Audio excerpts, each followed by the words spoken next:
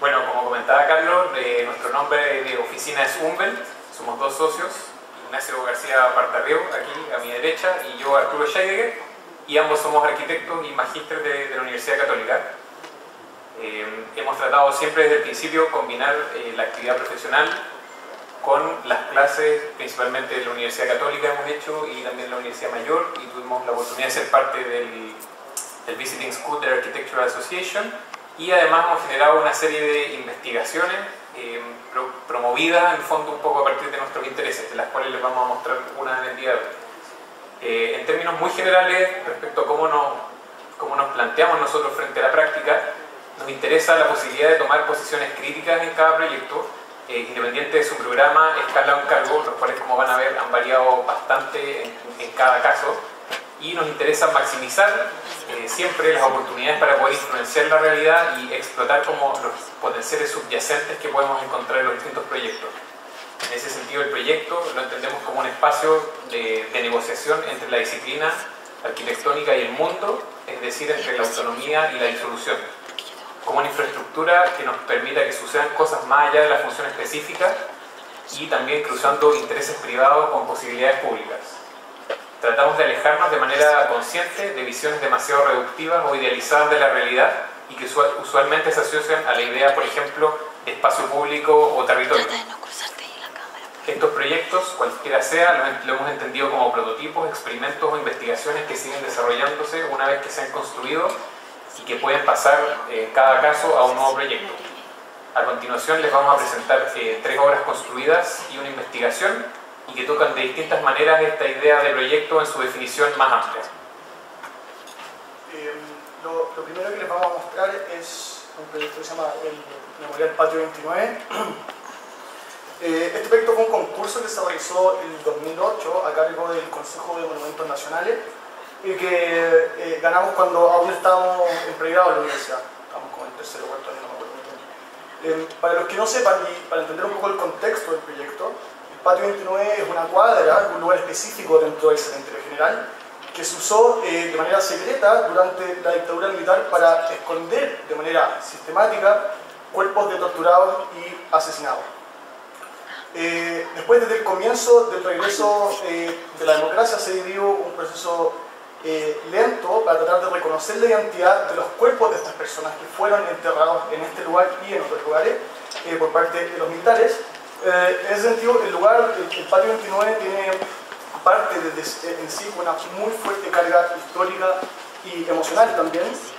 El patio, a su vez, está protegido legalmente, ya que aún existen cuerpos que no están identificados, enterrados en el lugar y que no han sido exhumados, y que eventualmente también pueden servir para ser analizados posteriormente, ya sea por el Servicio Médico Legal o cualquier otra entidad internacional pertinente para aportar en estos procesos judiciales aún en curso. Por otra parte, el Patio 29, además de estar protegido en términos legales, fue nombrado Monumento Histórico Nacional en 2006, y es ahí donde el Consejo de Monumentos Nacionales se hace cargo del lugar y lanza el concurso público en 2008. La convocatoria del concurso se llamó Proyecto de Intervención y Puesta en Valor del Patio 29, que lo que planteaba principalmente era un concurso abierto para arquitectos, era incluso internacional, para plantear intervenciones que pusieran en valor este lugar con esta fuerte carga histórica, simbólica y emocional. Es importante también decir que, sumado a la doble protección del patio, tanto legal como patrimonial, el lugar es un lugar que es bastante concurrido durante el año y sobre todo en fechas especiales, como por ejemplo el 11 de septiembre, donde se llena y donde generalmente pasan cosas que no eran muy agradables, que serían como noticias, enfrentamientos con los carabineros y todo eso. Entonces, más allá de lo que se pedía en las bases del concurso, nos interesaba el contexto político del proyecto, pero a su vez el contexto específico del cementerio general en sí. Me imagino que la mayoría de ustedes conocen el cementerio general. Si uno ve el cementerio general no como una experiencia puntual, sino más bien en su dimensión más grande, es un lugar bastante polarizado. Si uno lo recorre en todas sus dimensiones es bastante fácil y claro poder ver una progresión socioeconómica que va desde la izquierda a la derecha en la pantalla. A la izquierda está el sur y a la derecha el norte. Es una progresión que no viene asociada solamente a la calidad arquitectónica de las tumbas y los mausoleos, sino que más importante aún, en nuestra opinión, va asociada a la infraestructura pública del cementerio, que se maneja más o menos de acuerdo a la condición socioeconómica de las personas que están enterradas en estos lugares específicos. Incluso en esta imagen algo se ve por ejemplo un muro,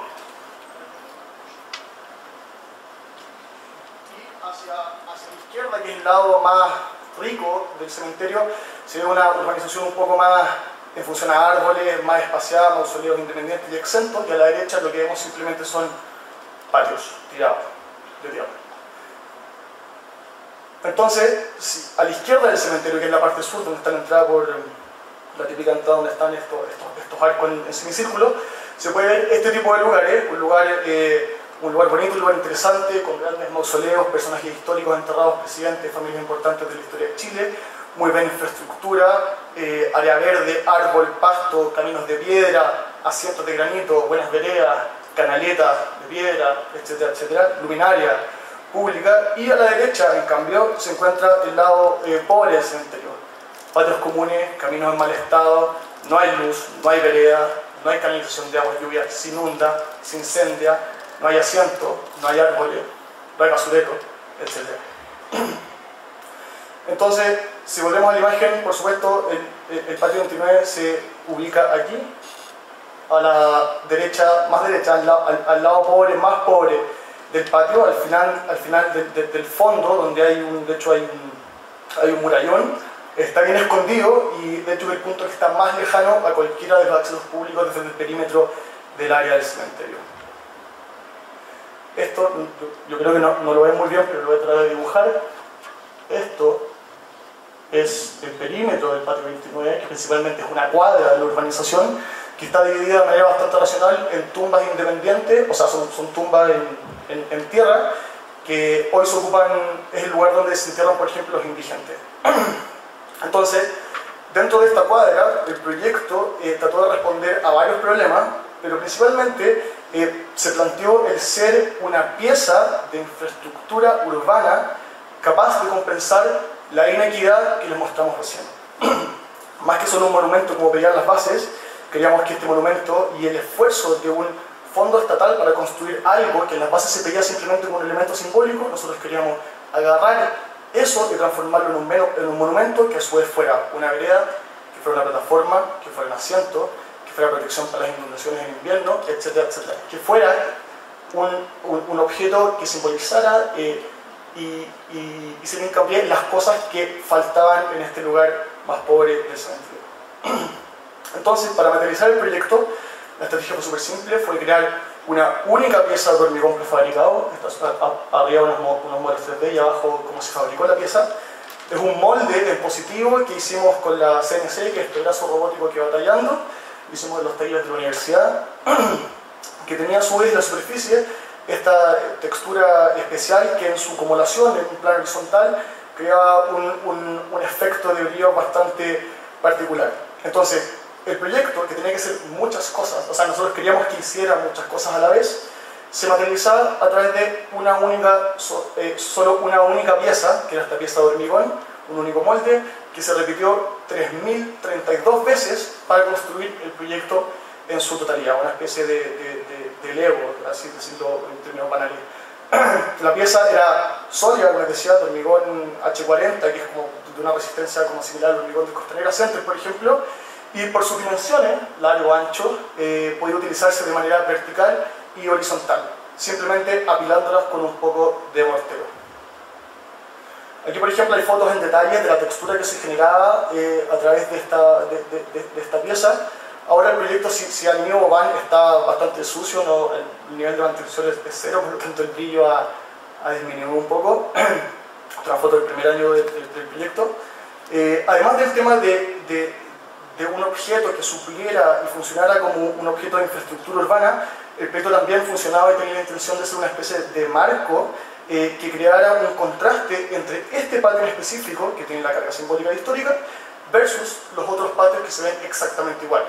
Lo que pasaba era que uno antes llegaba al lugar y era bien difícil saber cuál era el patio 29 porque todos los patios que están al lado se veían exactamente iguales, Por lo que este marco de infraestructura de piezas de hormigón también lo que hace en términos visuales es aumentar el contraste de la condición original del patio en función a los otros patios, pero a su vez en el contraste de esta pieza bien diseñada y la condición de abandono del patio actual. Esta idea de acumular una única pieza permitía a la vez responder de manera bastante eficiente a distintas condiciones del contexto. Por ejemplo, los pocos árboles que habían se mantuvieron, habían algunas preexistencias, unos carteles, y simplemente la pieza se iba acomodando como una mancha de hormigón, y donde encontraba algo simplemente no había pieza. La altura de la pieza a su vez fue diseñada para que pudiese ser usada como un escalón también, por lo que debido a las pendientes del terreno, que era una pendiente ascendente hacia el norponiente, se formaban gradas, por lo tanto la forma de salvar la pendiente era simplemente ir acumulando más piezas. Mientras esta progresión de altura iba variando, las piezas que iban acumulándose a modo de escala terminaban transformándose también en alturas óptimas para ser usados como asientos, reposaderas, plataformas, etc. Estas ya son fotos reales. El marco a su vez funcionaba como una plataforma elevada al momento de que permitía por primera vez tener una perspectiva distinta del patio al yo elevarme 1,5 metros, que es la altura máxima que tiene, se podía ahora ver desde arriba, y era a su vez también un límite físico y psicológico que protegía el patio. El tema es que esto está protegido legalmente y en términos de monumento nacional, pero antes de que existiera esto la gente simplemente pasaba, se metía adentro, dejaba cosas, ayudaba un poco a la degradación del terreno, y lo que hace ahora el memorial, sin ser una reja, es que protege, mucha menos gente entra adentro de este lugar, entendiendo que existe una barrera de orden más perceptual que físico, porque saltar eso no hay problema. Aquí se ve, por ejemplo, la escala de la dimensión del proyecto y esta especie de L que envuelve el patio. Hay una pendiente desde aquí hacia allá, y esto se mantiene completamente horizontal siempre, y se va rellenando hacia abajo apilando piezas. Y a su vez también era una plaza pública que servía para estos diferentes tipos de reuniones y manifestaciones. Esta es una foto del 11 de septiembre, bastante ordenado, la gente se lo apropió, funcionó bastante bien. Aparte de lo que les decía de la pendiente de 1,5 metros hacia allá, aquí siempre es plano, pero aquí parte a nivel de la calle, y aquí termina con 1,5 metros que se salva con unas gradas. Había un tema geométrico en que en planta las líneas no eran paralelas, por lo tanto, o sea, esa línea no era paralela a la línea que viene acá, por lo tanto lo más lógico y eficiente era apilar las cosas asumiendo esta línea paralela. Como esa y esa no era paralela, al rellenar las líneas iban quedando estos intersticios. Nosotros no cortamos ninguna de estas piezas en sentido horizontal, por lo tanto estos espacios que iban quedando, que parecían remanentes o un error, lo que hicimos fue no rellenarlos con hormigón, sino más bien rellenarlos con piezas de granito, variaciones del negro, desde el gris al negro absoluto, y esas piezas mapeamos las que eran más grandes y se las donamos de alguna manera a las familias de las agrupaciones de tenientes desaparecidos para que pudiesen grabar mensajes, lo que ellos quisieran. Nosotros simplemente les entregamos las piezas y un grabador en específico para que todas fueran grabadas con la misma tipografía. De aquí algunas fotos del 11 de septiembre del 2012, creo que. Entonces funcionaba como asiento, como plataforma, un límite y como plaza urbana también.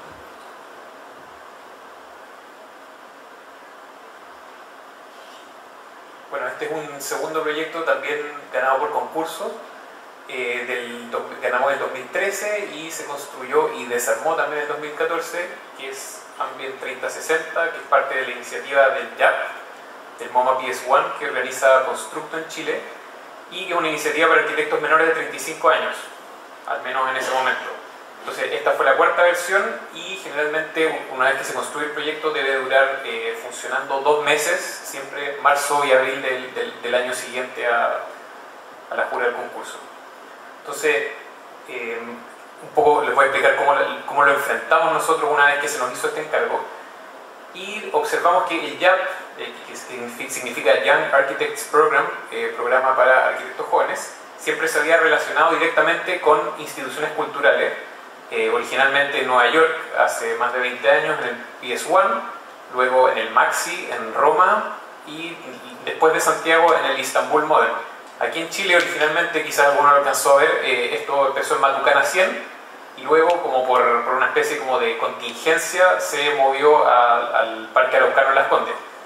Todas estas intervenciones en los casos anteriores funcionaban siempre como anexo o como casi una especie de parásito a estas arquitecturas existentes, con programas y situaciones que ellas en sí mismas no poseen. Entonces, imaginemos que esto eran siempre más bien museos o centros culturales, y lo que se le anexaba eran espacios efímeros exteriores con sombra, agua y eventos que funcionaran como un complemento al espacio cerrado del museo para activarlo en los veranos.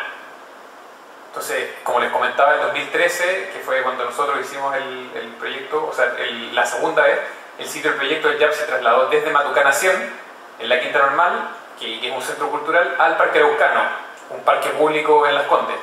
Entonces, frente a esto, nosotros decidimos como darle una segunda vuelta un poco al encargo y pensar, bueno, el Parque Araucano no es un centro cultural, es un parque municipal masivo, tiene grandes áreas verdes y mucha infraestructura deportiva, y a la vez este parque, como ustedes saben, está al lado del Parque Arauco, y de a poco se ha ido como comiendo el parque con una serie de elementos comerciales, como ustedes conocen ahí el Kitsania, está el gimnasio de Madonna y otra serie de elementos de ese orden. Entonces es una zona que, a pesar de ser un parque, carece de programas de orden cultural. Ahí pueden ver un poco el Parque Arauco, y enfrente del parque y en el centro, aunque enterrados, están los elementos que han ido apareciendo en el parque. Entonces, en este nuevo contexto, que es muy distinto para nosotros de lo que pasaba en la Quinta Normal, el proyecto propuso explícitamente invertir el encargo. Entonces, en vez de insertar programas generalmente relacionados a un parque en un museo, lo que nosotros propusimos fue insertar un museo o un centro cultural temporal en el parque, que además era exactamente lo que le faltaba. Insertar un programa cultural en el parque aprovechando este carácter eventual y temporal, y al mismo tiempo generar un ambiente particular y acondicionado para marzo y abril, que ustedes saben, bueno, son todavía meses como bastante calurosos. Entonces, con esta idea en mente, empezamos a mirar tipologías espaciales y arquitectónicas que funcionaran como contenedores de distintos elementos. Así, buscando y buscando, llegamos a los Wunderkammern, o gabinetes de las curiosidades, que era el lugar donde se guardaban una serie de objetos muy distintos y de manera indiferente a su origen, ya fuera de tipo animal, botánico, mineral o cultural. Esto era como una especie, digamos, como de salones que tenían los reyes en el siglo XVII y antes, donde guardaban las cosas que le traían como sus viajeros desde los continentes que iban explorando. Entonces mezclaban esta serie de curiosidades ahí. ¿Qué pasaba con la arquitectura aquí? Más bien desaparece, porque su función es recibir y exhibir estos objetos en un proceso que es acumulativo en el tiempo. Entonces, mientras más cosas llegan, más va desapareciendo la arquitectura. Por otro lado, y de manera paralela, nos interesaba crear un ambiente particular y con una cierta protección contra el calor, como les decía. Y así llegamos a las casas de sombra, que son construcciones livianas y prefabricadas que se usan en agricultura y que funcionan justamente al revés de los invernaderos. El invernadero está generalmente forrado ya sea en vidrio o en policarbonato para acumular el calor. En este caso se cubren grandes áreas con tela ventilada para bajar la temperatura del interior y generar un máximo efecto con la menor cantidad de material. Entonces ahí pueden ver algunos de los referentes que estamos mirando, porque además, obviamente, como siempre en estos casos, el presupuesto era bastante ajustado, por lo tanto, si queríamos abarcar una gran área, era muy importante ver cómo hacerlo con la menor cantidad de medios posible. Este es el sitio, para los que se ubiquen un poco, arriba a la derecha pasa Manquehue, y ese como brazo que entra en la esquina es el puente nuevo que apareció, y que tuvieron que ponerle un pilar en el medio de la calle. Y a la izquierda está el skatepark, uno de los skateparks, porque ahora hay otro también ahí al lado del brazo. Ese rectángulo que está en el centro, de 17 por 26, era el área del proyecto. Entonces, a través de esta área, lo que hicimos fue citar la estructura, parecía un poco lo que veíamos en las casas de sombra, pero reemplazando los pilares, como en la casa de sombra, por 30 marcos espaciales. Cada uno de estos marcos es distinto a los demás, ya sea por su posición, tamaño y contenido. Sin embargo, podemos categorizarlos en dos grandes grupos. Los primeros 8, que son los que se ven en la imagen, funcionan como la base del sistema y se diferencian de los otros según lo que contienen. En este caso hay 3 espacios de agua con rociadores para bajar la temperatura, 3 jardines también para dar sombra, un comedor y un escenario para apoyar el programa mínimo que nos pedían como parte del concurso. Los espacios de agua y jardines mejoran la habitabilidad del lugar, mientras el comedor y el escenario, como les decía, apoyan la programación de eventos y de charlas. Estos 8 cubos se posicionaron en el área interior del proyecto. Los otros 27 estarían vacíos al principio y se irían llenando con intervenciones específicas de artistas invitados, entendiendo esta idea que les decía como de museo temporal y que se iría activando durante los 2 meses que iba a durar la intervención. Entonces hay una progresión. Entendíamos que cada semana se irían llenando a poco a través de las intervenciones de los artistas. Entonces, de nuevo volvemos a la planta y si se fijan ahora en blanco se pueden ver los 30 marcos que son abiertos en su parte superior y se abren al cielo. La parte negra, y que se los voy a mostrar más en detalle, es la malla que cubre el espacio entre ellos. En el perímetro propusimos usar una cortina que difumina la relación entre el interior y el exterior. Entonces aquí hay una serie de plantas que realizamos, no sé si se ven mucho, pero algo pueden entender. Pueden ver los elementos principales, que eran las columnas de los marcos, los árboles y asientos, y a su vez, bueno, ahí se ven los cubos principales, están conectados a una matriz de agua y electricidad, y también los de los artistas para que ellos pudieran intervenirlos también con esa infraestructura si así lo requerían. Entonces los marcos, en negro los que se ven son los 8 principales, que les comenté al principio, y los otros 22, que pueden ver con esos puntitos, están en blanco.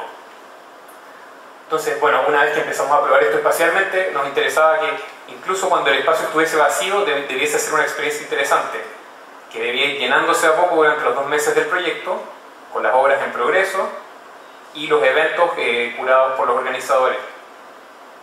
Un poco aquí pueden entender, según lo que se ve, una sección del proyecto con los cubos, como aparece en un caso, por ejemplo, un árbol, y en los otros las obras de arte, y en otro una piscina que después se transformó en los rociadores que les comentaba.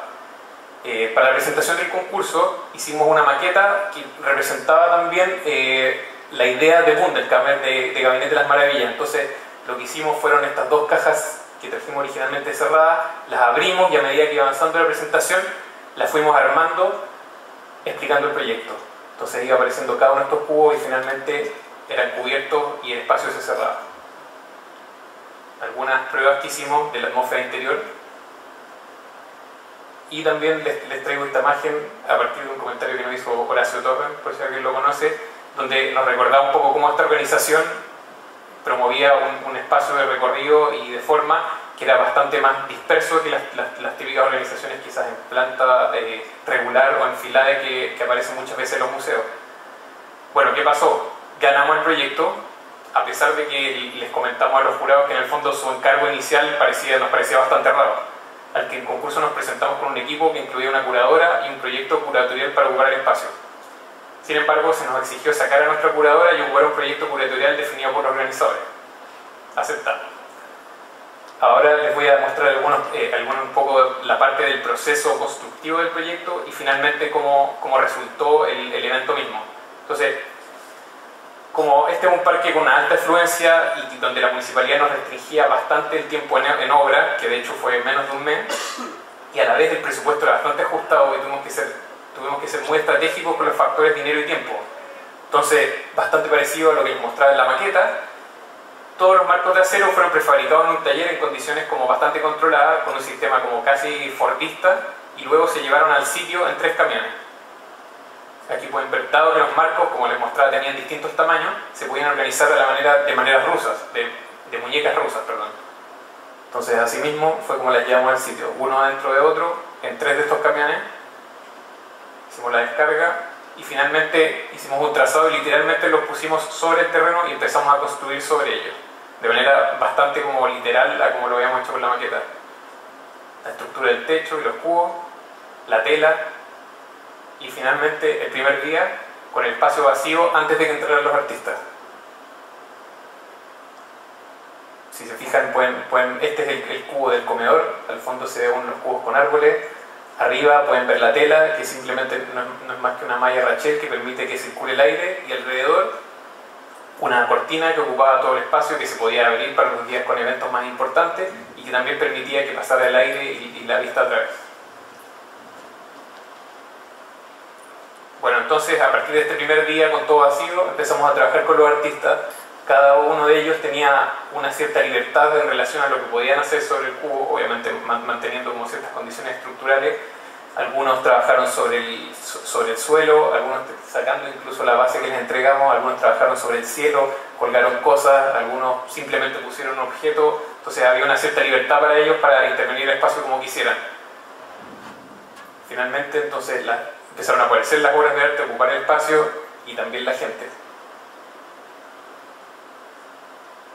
Por ejemplo, algunas de las obras de artistas que tenían que ver con esa activación, taca taca, que era como bastante popular entre la gente, y de nuevo la relación con esta viga que cerraba un poco el proyecto y la cortina que generaba como una relación como bastante difuminada entre lo que era el interior y el exterior. La relación con el parque, de noche, esto es el día de la inauguración, y en el contexto de todo el parque araucano y lo que pasa atrás con las grandes áreas de oficina. Ahí pueden ver, como les comentaba, el puente nuevo con el skatepark debajo y cómo aparecía esta especie como de pabellón en el centro del parque. Y finalmente, un poco, bueno, esto tenía que ver con las activaciones que realizó los organizadores Constructo. Esta era una de las obras de uno de los artistas que realizó una escalera sobre la cual uno podía subir, ver todo el proyecto y ver la Villa San Luis también, que se veía desde esta área, y cómo de noche también aparecía dentro del contexto del parque. Lo que vamos a mostrar ahora es un proyecto de investigación, no está construido y no decanta en arquitectura sólida, por así decirlo. Es un proyecto de investigación a escala territorial en relación al contexto minero en el desierto de Atacama y se llamó Cancha Deserta. Creo que es importante también volver a hacer énfasis a lo que decía Arturo en un principio, que nosotros en la oficina tratamos de no diferenciar entre proyectos de arquitectura, investigación o cualquier cosa que hacemos. De hecho, metemos todo dentro de un mismo saco, entendiéndolo como proyecto. Entonces, en ese sentido, esta investigación considera un contexto bastante grande en escala como proyecto. Vamos a mostrar solo una investigación, si quieren ver más cosas ahí en la página. Este proyecto lo realizamos asociados con Pedro Alonso, que él fue hace poco el director del Magíster de la Universidad Católica y recientemente Premio León de Plata de la Bienal de Venecia. El proyecto de investigación Cancha Deserta se enmarcaba dentro del pabellón chileno de la Bienal de Venecia del 2002. Principalmente lo que hicimos fue basarnos en el desierto de Atacama y en sus aspectos territoriales en relación a la explotación minera. Entonces, por ejemplo, cuando uno empezaba a observar el desierto de manera sistemática y casi desprejuiciada desde el aire, eventualmente uno empezaba a reconocer, a encontrar ciertas marcas, ciertas cicatrices que se iban repitiendo a lo largo del área del desierto de Atacama. Estas eran huellas que producidas por las distintas fases de la industria minera y que habían ido marcando a lo largo del tiempo de distintas maneras este territorio. Al verlas una y otra vez, nosotros empezamos a reconocer ciertos patrones más comunes.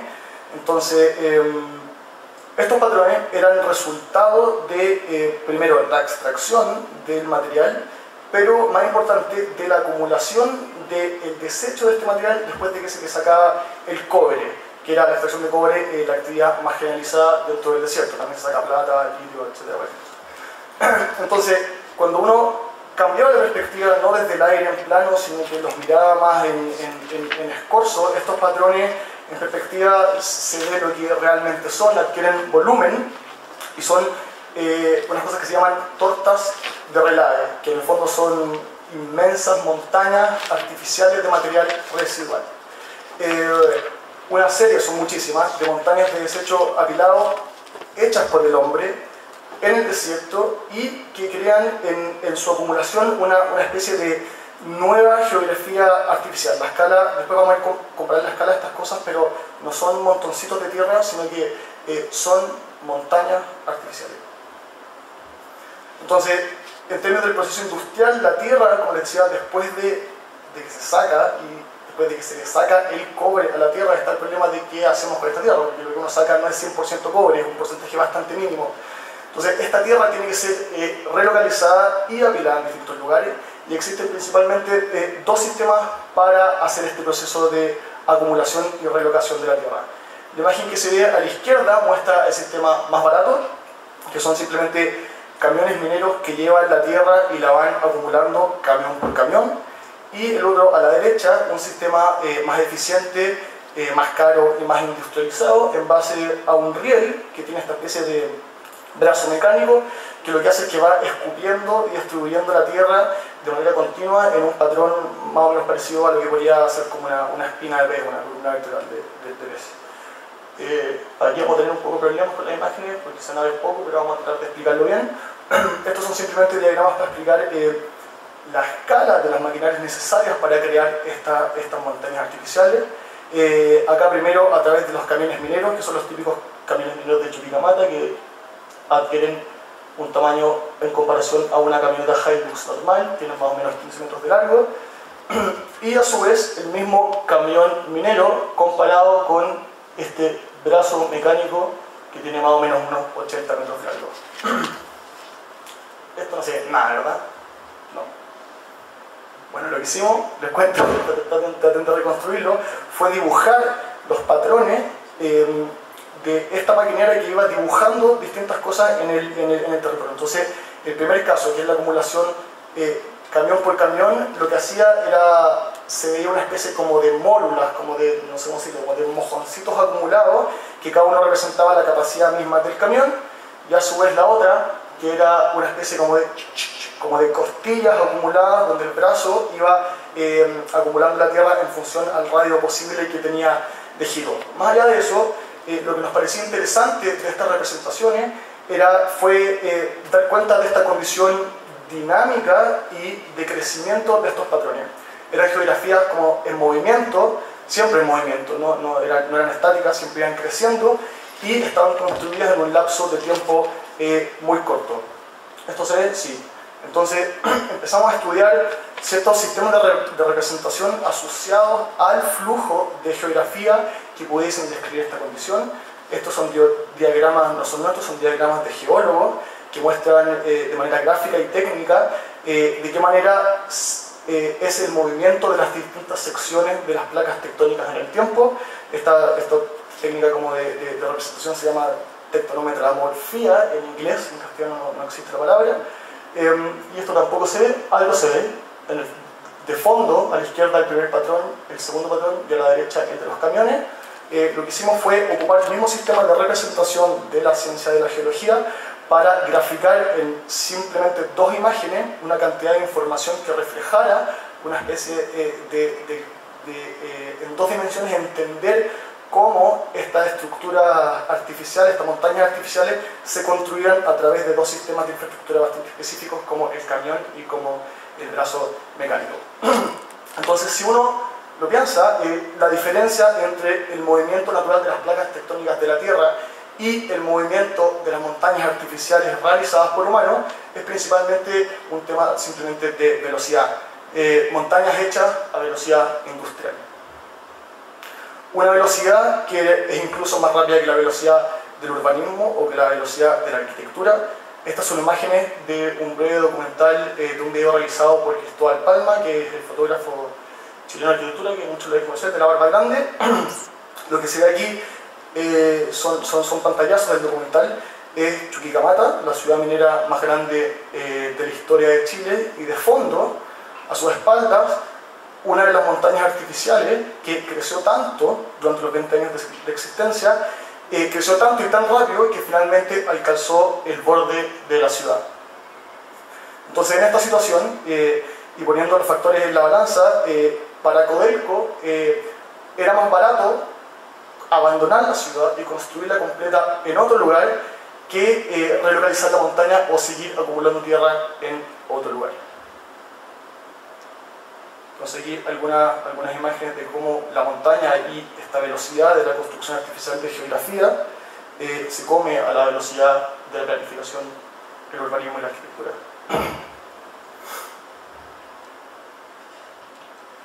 De manera paralela y complementaria, lo que realizamos fue una suerte de taxonomía, de ubicar y clasificar cada una de estas montañas artificiales a lo largo de todo el desierto de Atacama.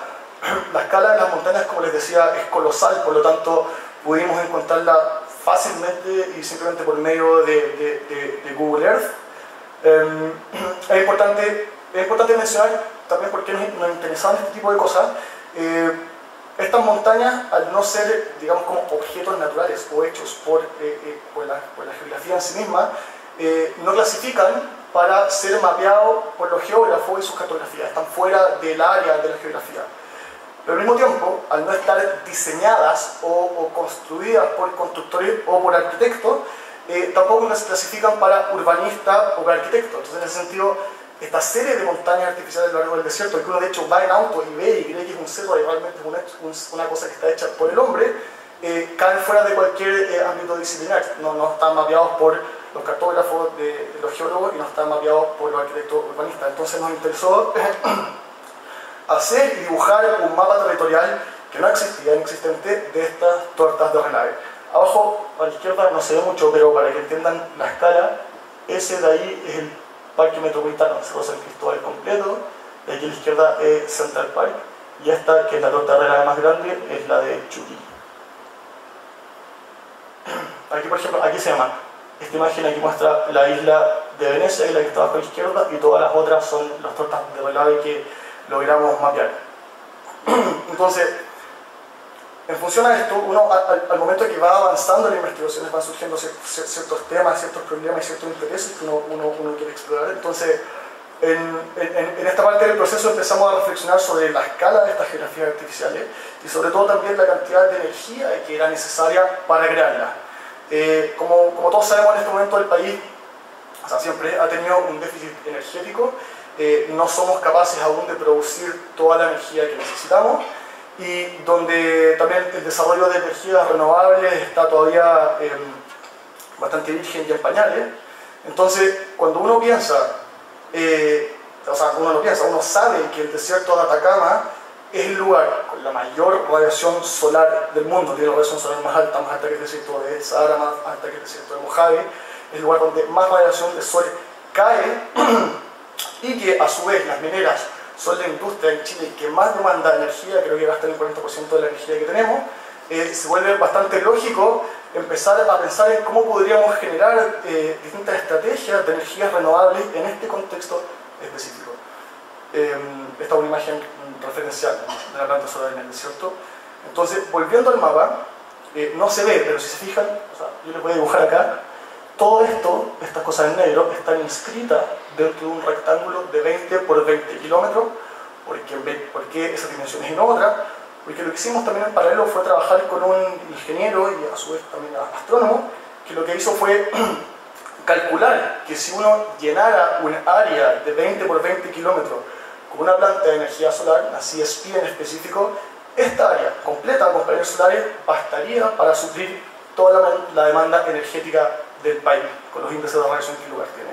Entonces, en este sentido, el mapa servía para comparar la escala primero de los desechos realizados por el hombre que conquista el desierto en estas geografías nuevas y artificiales y dinámicas versus la posibilidad de generar energía renovable para todo un país. Finalmente, lo que hicimos fue expandir el foco para tratar de entender una realidad bastante más amplia, un contexto mayor de estos escenarios del desierto y sus distintas entidades que lo definen. Lo que hicimos fue algo tal vez un poco ambicioso, pero tratar de entender el contexto del desierto de Atacama con la mayor cantidad de factores que, en nuestra opinión, definían ese lugar, entendiendo el contexto como un proyecto.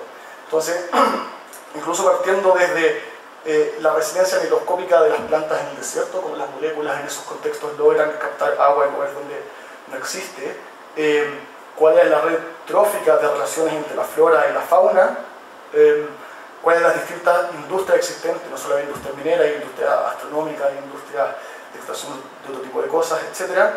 Y a su vez cuáles eran las nuevas tecnologías existentes y en proceso, y no necesariamente tecnología como high-tech, sino que incluso de baja tecnología, que tenían la posibilidad de insertarse dentro de este sistema de relaciones de un contexto entendido como un proyecto y complementar esta noción ampliada como un todo, como un sistema. En este sentido lo que queríamos era, como les decía, entender este territorio específico en sí mismo como un proyecto, cuáles eran lugares de conflicto y cómo esa construcción mental nuestra podía avanzar hacia un nuevo proyecto, hacia un nuevo contexto del desierto. Y para esto sí que no se va a ver, lo voy a explicar súper rápido. Hicimos una abstracción general del contexto mayor del desierto y lo dividimos en un tríptico. Estos son ejercicios gráficos que se dividió en relación a las tres principales zonas geográficas. Si hacemos un corte en el desierto desde el mar hacia el cerro, tres marcos o encuadres que definían la cantidad de factores que se insertaban dentro de eso. Entonces, por ejemplo, a la izquierda, desde la costa, pasando por la sección que coincide con la placa central, y a la derecha la cordillera de los Andes. A su vez, estos marcos, que son geografías específicas, calzaban con ecosistemas específicos que existen en esa geografía específica. Entonces, en la costa está asociada al ecosistema paposo, que va en relación a las dunas y a la niebla del Océano Pacífico. Al medio, la meseta central, el ecosistema ripariano, que se llama, en función a los ríos que vienen desde los cerros y caen hacia el mar. Y por último, los Andes, asociados al ecosistema de Puna, en relación a flora y fauna que existe con bajos niveles de oxígeno. Algo más celeste. Estos marcos también muestran el contexto en sentido vertical, entendiendo los lugares no como lugares horizontales ni planos, sino que una profundidad de distintos factores que colapsados coexisten como este contexto ampliado. Por ejemplo, cosas bastante básicas, el del centro, que es donde se ubica la mayor cantidad de las mineras, va hacia abajo 600 metros, que es la profundidad actual de Chuquicamata, o a la derecha, donde se instalan infraestructuras astronómicas que proyectan y extraen conocimiento desde el cielo. Un poco más en detalle, que tampoco se ve nada en detalle. Los diagramas lo que hacían, lo voy a explicar, son redes de relaciones y se mezclan, por ejemplo, la fauna versus la industria versus las locaciones de las ciudades, y trataban de entender cuáles eran los conflictos en el choque de estas distintas esferas, la costa, la meseta central y los Andes, y abajo era lo que nosotros planteamos, que se ven como estas especies como de rectángulos. Cada uno de estos rectángulos es una nueva tecnología que nosotros inyectábamos en los puntos de conflicto de las distintas otras esferas, entendiendo que de esa manera uno podía pensar y más bien especular una nueva posibilidad de un nuevo futuro para el contexto del desierto en función a la vida, al ecosistema, a la geografía, a la industria y a los recursos naturales. Y por último, lo que hicimos fue una representación un poco más arquitectónica de este contexto ampliado como sistema, que lo que hacía era representar una ciudad minera coexistiendo con un relave, con una planta de paneles solares y distintas otras tecnologías futuras como el litio o plantas de biogás.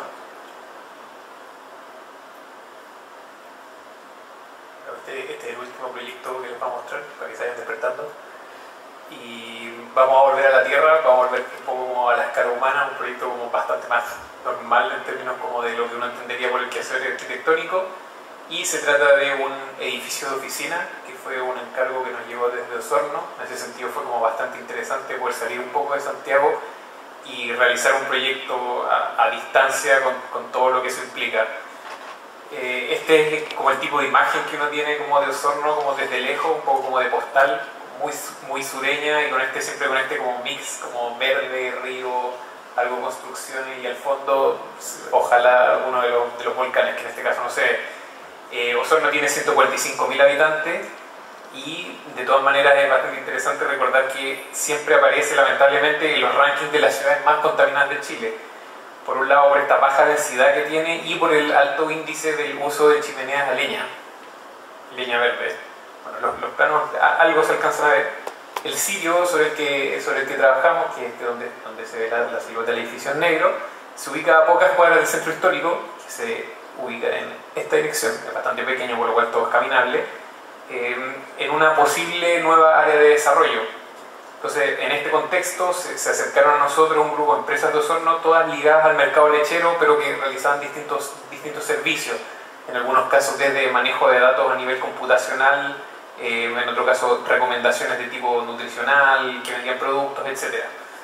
Y todas ellas necesitaban un espacio de trabajo acorde a sus necesidades actuales en términos de espacio, ubicación e infraestructura, porque hasta ahora habían estado siempre localizadas en una serie como de casas antiguas como muy mal acondicionadas y que habían ido creciendo, se han ido tomando el comedor, lo que eran las piezas, etcétera, iban haciendo una serie de adiciones por medio de contenedores al segundo piso, la mansarda, etcétera, y ya no daban más.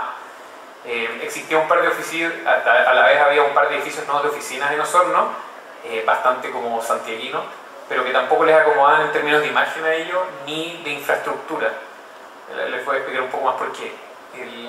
Esta imagen que se ve cortada, pero que luego se la voy a mostrar completa, muestra un poco cómo es el sector, cuál es el tipo como imaginario alrededor de dónde se ubica este proyecto, que es un sector que está en este momento en un proceso de transformación de baja densidad y con una ocupación bastante diversa, donde podíamos encontrar viviendas, cafés, talleres mecánicos, a veces espacios que se ocupaban prácticamente solo como bodegas, colegios, etc. Había un mix que era como bastante fluctuante,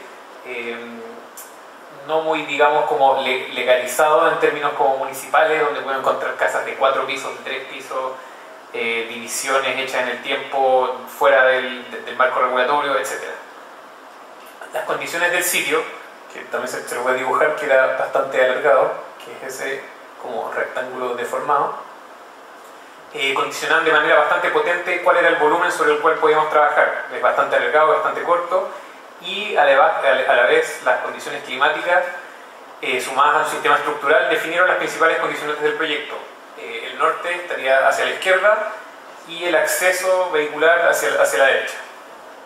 Entonces, a partir del tamaño del lote realizamos un offset como bastante optimizado que nos permitía que todos los pisos tuvieran una organización en planta libre de 30,5 metros de largo por 9,2 metros de ancho, que es lo que se ve aquí, y que era bastante interesante para cómo podíamos organizar estas distintas plantas. Por otro lado está el tema de las condiciones climáticas de Osorno, que son como bien distintas a Santiago, por lo tanto no podíamos llegar y como traspasar un modelo de edificio como de muro cortina hacia allá, con un invierno muy largo, lluvioso y sobre todo muy oscuro, por lo cual el tema de la luz era bien importante, y que además necesitaba tiempos de construcción muy rápidos para evitar la lluvia, y por otro lado una estructura que permitiese, como les decía, usar la mayor cantidad de luz natural posible. Para cumplir con estas dos condiciones se optó por un sistema de elementos prefabricados de hormigón armado y que generalmente se utiliza para estacionamiento. Para liberar esta planta en la mayor cantidad de espacio se ubicaron una serie de machones. Ustedes saben que un machón mide aproximadamente, o sea no mide exactamente, el mínimo es 40 centímetros por 100 centímetros. Ahí deja de ser un pilar, no un muro, sino que es un machón a lo largo del perímetro, como vamos viendo ahí como en esos intervalos como regulares. Y liberando todo el área total, el área central, y permitiendo en ambos extremos, aquí y acá, un volado de 2,5 metros. Solamente dos muros en el área de servicio, que están aquí, les voy a mostrar la planta, funcionan como arrastramiento extra de la estructura. En este sentido, el sistema puede entenderse como el sistema dominó de Le Corbusier, pero adaptado a un contexto sísmico al transformar los pilares en machones. Entonces, volviendo a la planta libre que les mostraba antes, dentro del área dada, la organización de la planta se divide en 3 franjas. Una primera franja hacia el oriente, que en el fondo sería esta que se ve aquí, y que contiene todo lo que son los servicios, los cabezales de baños y kitchenettes en ambos extremos y la circulación vertical, que está abierta al centro, permitiendo dividir la planta en 2 grandes oficinas independientes. ¿Por qué ubicamos esta área de servicios al oriente? Puesto que esta era el área que recibía la luz de la mañana, que es la más débil y la más corta ya, por lo tanto como nos interesaba que las oficinas ganaran luz la mayor parte del día, que probablemente sería lo contrario que uno buscaría aquí en Santiago, dejamos el área norte, sur y poniente para las oficinas de manera más libre. La segunda franja, más angosta, que ustedes pueden ver aquí, define un área central que siempre tenía que quedar libre de circulación interna. Y finalmente la franja poniente es aquella pensada para un espacio principal de puestos de trabajo abiertos y privados, y que busca la mayor cantidad de horas posibles del sol sureño. Estas plantas sí que no se ven, pero en el fondo lo que buscaba mostrar era las variaciones de esta planta, en donde nos pusimos muy de acuerdo con el calculista, con la gente de la empresa de los prefabricados, para modular todo de tal manera que la planta pudiera ser dividida totalmente en oficinas privadas de tamaños como bastante interesantes, o generar plantas abiertas, salas de reuniones, etc. Entonces, todo lo que fuese la variabilidad de cómo organizar esta planta venía determinado a partir de la modulación interna que nosotros le dimos. Bueno, aquí en esto pueden ver un poco las posibilidades de esta planta, tal como les comentaba. Esto sería en los casos extremos si uno la dividiera como en su totalidad o si uno la dejara totalmente abierta. Este es el primer piso con los retranqueos, las secciones, digamos en la parte abierta y en la parte de servicios, la parte frontal, donde pueden entender un poco cómo funciona la estructura, con estas losetas y con estas vigas en el centro y en el área de servicios también. Y aquí algunas imágenes del sistema constructivo, donde, como les decía, la elección permitió optimizar el trabajo en terreno, limitando el montaje de la estructura principal a solamente un par de semanas. O sea, imagínense cómo esto de repente apareció en un par de semanas. Algunos de los vecinos se espantaron, no sabían qué estaba pasando, y se paró por medio de grúas esta estructura de pilares y vigas. Y además esto determinó obviamente el carácter de la obra con sus luces, módulos, altura libre y materialidad, porque vamos a ver que esto fue finalmente lo que quedó en el interior como en términos materiales. Entonces aquí algunas imágenes de los encajes del sistema constructivo a partir de los machones, viga y losas prefabricadas. A esto se le suma una sobrelosa hormigón, que es la que arrastra el total, y las vigas que conectan los machones y son realizadas in situ, que en el fondo es lo que va aquí. Entonces aquí ya empieza como a tomar la apariencia general del edificio con esta modulación, esta especie de grilla que fuimos rellenando a poco, el interior, con esa materialidad bastante cruda, que se mantuvo, y el edificio una vez finalizado, y cómo se iba apareciendo en este contexto cuando uno iba caminando, una calle como bastante tranquila, peatonal, uno se va acercando y empieza a sobresalir un poco sobre las casas. Como les decía, había casas de hasta 3 o incluso 4 pisos, entonces el edificio en general era un poco más alto, un piso más alto, 2, que el resto de los elementos urbanos. La visión un poco frontal que tenía uno de un colegio que hay ahí. Desde el frente, el edificio, como pueden ver, se revistió por fuera, mostrando un poco la lógica de la organización estructural, pero adaptándose en algunos casos también a los antepechos y a otros como detalles programáticos que vamos a ver más adelante, que sería este. El exterior del edificio no nos permite entender la organización interior de la planta a partir de las franjas que les mostraba, pero presenta una fachada que parece indiferente y rigurosa, pero existe esta gran excepción, que es la que se ve aquí, y que corresponde a la sala de reuniones principal del cuarto piso. Un poco la relación con los vecinos, con la parte trasera. Esta es, como les comentaba, la sala principal, la sala de reuniones principal del edificio. El contexto, que se fija, como un poco lo que les contaba, que es bastante precario, informal, aunque siempre también con ese verde que aparece por todos lados y que es permitido por el clima. Y nos interesaba también el contraste entre ese contexto en apariencia más desordenado versus como esta rigidez de la forma del edificio, que en algunos momentos aparecía prácticamente como un muro. Algunas imágenes del interior. Esto era el interior una vez terminada como planta libre. Si se fijan, no es mucho más que la estructura, el núcleo de servicios a la izquierda y los antepechos que van por el sector derecho, y cuya principal función tenía que ver con llevar las instalaciones a lo largo de toda la planta. Entonces, si se fijan, había una modulación que tenía que ver con los temas eléctricos, con los temas de calefacción allá, que son bastante importantes, etc. Cosa que si uno dividía todo, siempre podía funcionar como células independientes. Y aquí pueden ver la habilitación, cuya idea era que fuera realizada por los propios clientes con un par de maestros. Nosotros no nos metimos en la habilitación, la idea era que esto era una especie como de infraestructura de uso acomodada para los clientes. Ellos conocían y definieron con nosotros las reglas de divisiones de estos espacios, y por lo tanto, una vez que se terminó el proyecto, ya no necesitaban que nosotros hiciéramos detalles especiales para cada cosa.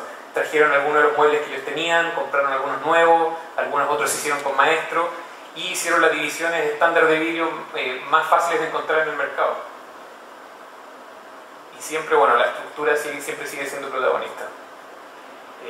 En este caso, por ejemplo, algunos espacios más cerrados para definir áreas de trabajo por grupo, pero que siempre permitían seguir viendo el total, ya fuera por medio de la luz, por medio de las losas, etc. La escalera que les comentábamos, y cuyo principal interés es que al ser un edificio bajo, la normativa nos permitía que fuese abierta hacia el interior y el exterior para no perder ni la vista cruzada siempre en todo momento, y además la luz desde todos los lados. Y aquí una vista desde la terraza de la sala de reuniones en construcción, que permitía generar esta un poco panorámica de toda el área norte de Osorno. Algunas imágenes del interior de una de las oficinas, donde se fijan lo más importante sigue siendo la vista, en donde por ejemplo abrimos la esquina versus la estructura que es como omnipresente en todo momento. Muchas gracias.